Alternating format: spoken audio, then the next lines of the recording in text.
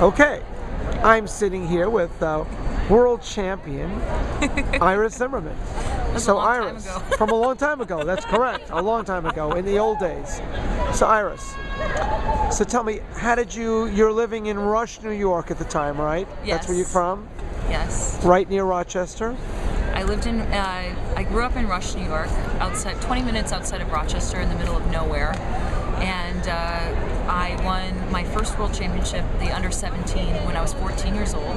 It was in 1995, and I was the first ever world champion, which now seems very strange because at every junior world championship, the kids are medaling now, which is unbelievable, which is great. It's great, yeah. But you were the first. I was the first, so I get to claim that always. Now, how did you end up in your bio? It's definitely the first, and in my museum. Yes. But tell me, how did you get started taking lessons at Rochester Fencing Center with Bucky Leach? My sister started before me. She's 6 years older. Felicia is my sister, two-time Olympian. And I got started when she was 8 years old at the time, and when she started, and I was 2. So I used to go with her to the fencing club and watch her fence, and I would crawl around. And Bucky Leach, my coach, eventually he was my coach. She made me a little foil when I could walk, and basically taught me how to get on guard. And he put a little mark on the wall, and I would hit the mark with the foil. So I've been fencing basically since I could walk. Really? And yeah, I got on guard. And my sister actually started because my father wanted us to be in some sort of sport that made us strong women. He didn't want just kind of, I think he wanted women like my mom, very, very strong and opinionated. And so he got them. Where's your mom from? My mother's from China. My father's from Germany. Where in China is she from? She is from the Sichuan province, which is in the south.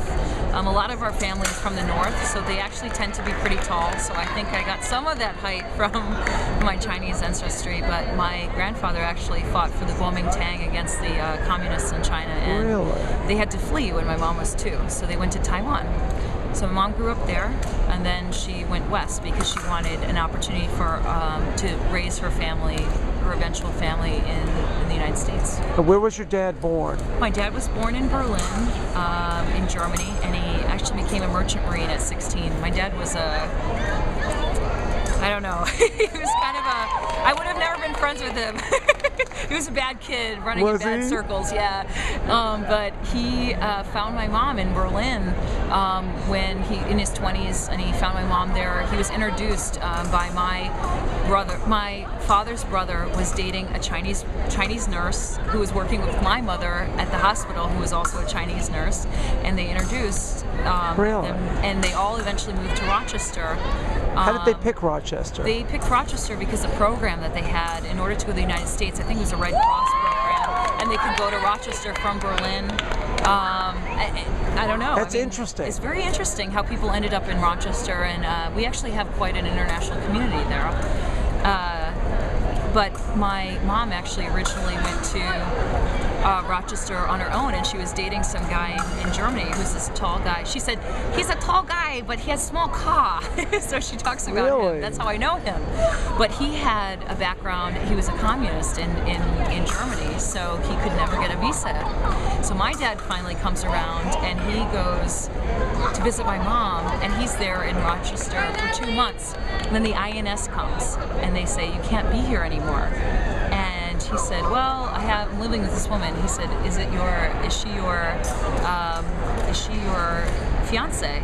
And my mom, of course, had to say yes because she didn't know what else to say. He said, perfect, get married tomorrow, and then he doesn't have to leave. So they got married the next day. Really? And they've been married almost 40 years now. So but that's the long story of how we got to Rochester, and we stayed there, and we found, my father knew about fencing because he was German. So they know about fencing in Germany, so he signed us up for it, and he thought it would be a very good sport for my sister, especially, who was very introverted and quiet. And then, like I said, I started right after my sister, and I always did everything that Felicia did. Almost my whole life, I've done everything, followed her, so.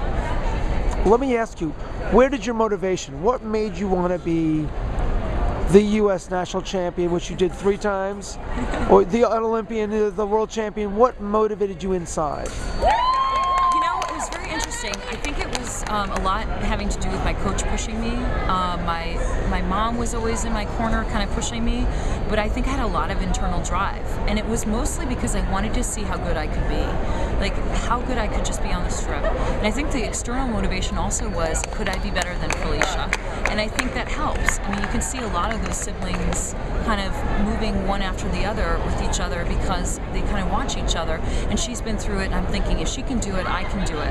And I think that at the time, it just kind of all came together. There were a lot of really good people coming up in Rochester. Right. In 1996, we had like 10 out of the top 10 women, you know, the top 10 women were in Rochester. Was unbelievable. Absolutely. So I think that I saw that it was possible, and I saw that it could be easier than people thought. And I could do it, and I wanted to challenge myself. And I think I'm like that. I like to challenge myself to see how well I can do something. Can I do this? Can I get myself to do this really hard task? And I think that was a lot of it. There's always that external part, especially when you're younger, because you don't want to.